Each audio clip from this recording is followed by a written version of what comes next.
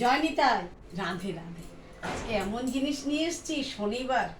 এই দেখো, বেগুন দিয়ে মালাইকারি বানিয়েছি, ধনিয়া পাতা বাটা দিয়েছি, যা যা খালি রসুন পেঁয়াজটা আমরা তো খাবো না।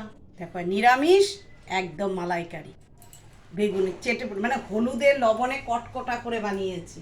আর তার সাথে এই ডাল বানিয়েছি, দেখো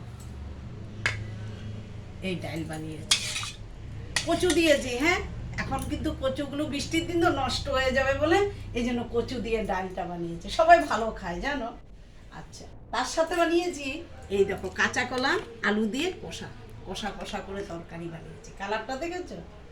চলে এসো, গোপালের ভোগের প্রসাদ অমর্ত্য করে খেতে মানে বসে আমি দেবো তোমাকে।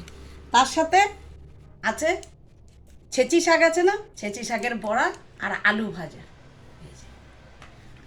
থাল সাজিয়ে নিয়েছি সব গোপালকে দিয়ে, তার সাথে গোপালকে আজকে আমি আপেল দিয়েছি।